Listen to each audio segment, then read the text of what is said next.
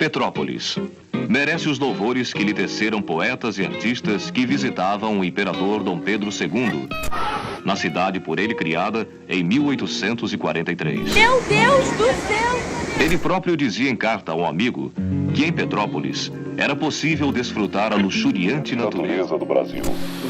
Luxuriante natureza do Brasil. Meu Deus do céu! Pelo amor de Deus!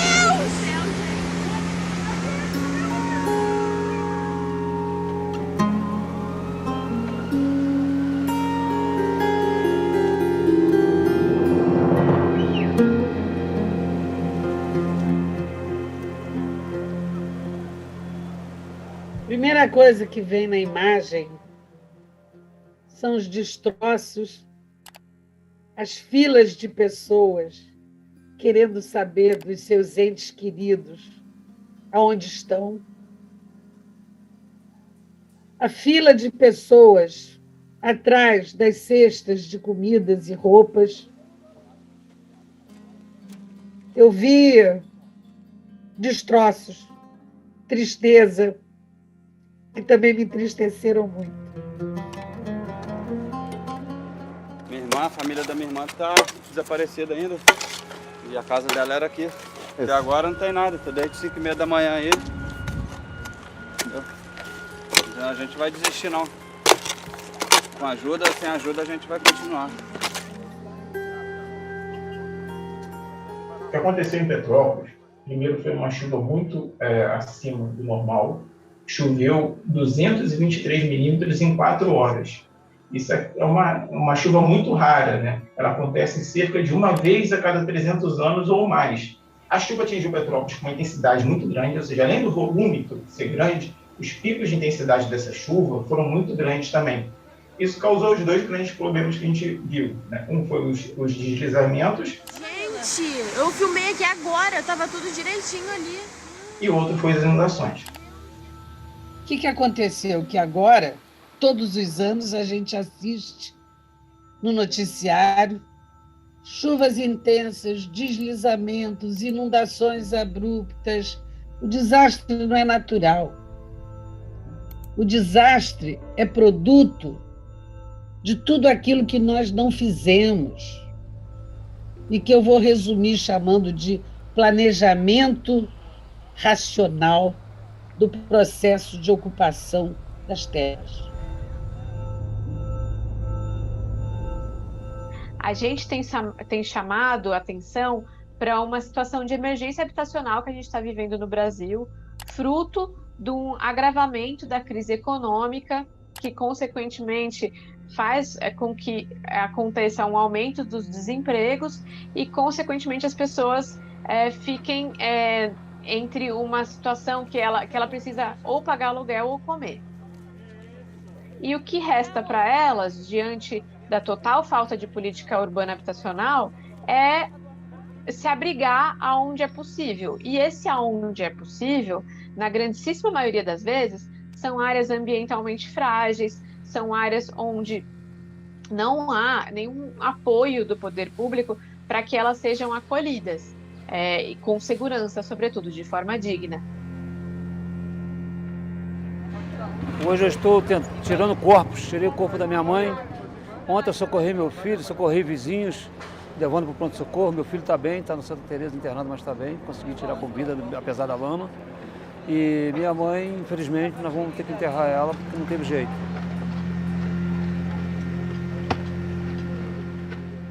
Nós tivemos em 67 chuvas fortes já, causando deslizamentos que ficaram na história dos deslizamentos. Não foi diferente do que aconteceu em 2011, na região serrana do Rio de Janeiro. E agora Petrópolis, eu acho que foi o retrato do que há de pior. O IPT já mapeou 4.000 pessoas que morreram de deslizamentos no Brasil. É muita gente. E a gente não pode mais aceitar que isso aconteça. Claro que isso tem relação com eventos climáticos extremos, mas também isso não está desvinculado da política ambiental. E a gente tem assistido a tragédia que tem sido a gestão da política ambiental nos últimos anos no Brasil. Os deslizamentos são causados porque a região serrana como um todo, essa região de Mata Atlântica no Rio de Janeiro, ela tem geralmente um solo raso em cima de um maciço rochoso, um maciço bem fraturado, ou seja, feito com as pedras, bastante pedras soltas no meio desse solo raso. Esse solo encharca muito rápido, com intensidade, com muita chuva, uma intensidade muito alta, e pela declividade está sujeito a deslizamentos. Olha lá. Muito triste. A posição da cidade, ou seja, no fundo de um vale com declividades muito altas, também favorece as inundações. A chuva desce com velocidade, encontra esse vale, que onde vai estar o leito do rio, com velocidade, e quando chega na região próxima ao centro de Petrópolis, a declividade do rio diminui um pouquinho, e a água precisa de um espaço maior para passar, ou seja, ela transborda, e o que a gente chama de enxurradas, que além de ter o problema de níveis de águas elevados, são níveis com velocidade. As próprias concavidades nas encostas, elas já são o produto da recorrência desses fenômenos no mesmo local. Isso, por exemplo, se transforma num dos indicadores para você avaliar a suscetibilidade à ocorrência desses fenômenos. Então, você tem, de um lado, toda uma transformação característica, principalmente nas áreas urbanas, né, de construções em locais de declividade crítica, né, de convergência de água, e os solos, quando ficam saturados de água, perdem a resistência, e aí o resto deixa com a gravidade que ela leva embora. Podemos tentar fazer obras para diminuir o perigo natural, ou seja, para diminuir as chances de ter deslizamento e de ter inundações? Podemos, mas não com um volume tão grande. Para um volume tão grande, a gente parte para tentar o planejamento urbano. Aí veio uma outra solução. O sistema de alerta e alarme. É importante? Importantíssimo. Mas como é que ele foi feito? Tem uma sirene aqui, uma sirene lá, outra cá. Quais foram os critérios para a alocação das sirenes? Aonde já caiu? Aonde matou? E aonde aquela tempestade ainda não chegou e pode chegar? Não tem sirene? Então, nós temos que ter, né, critérios. E não é só tocar o alarme. Tocou o alarme. Para onde a população vai? Pela rota das estradas já existentes, das ruas. A gente vê agora em Petrópolis, né, onde aconteceu, estava tudo alagado. Como é que você circula para chegar no abrigo? Como é que nós vamos melhorar o sistema de alerta e alarme? Vamos buscar o conhecimento das comunidades em risco, porque eles sabem por onde eles vão fugir.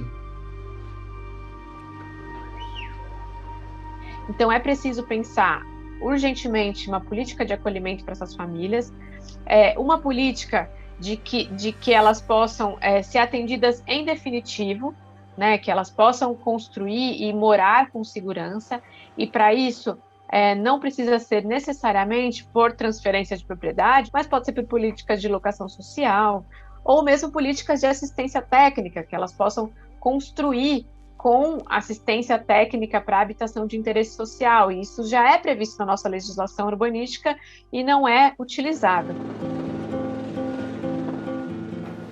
É muito triste mesmo. Entendeu? As pessoas não dormem, ficam acordadas, outras ficam procurando ali, gritando, né, seus entes queridos, então é bem complicado, entendeu? A gente sente por eles também.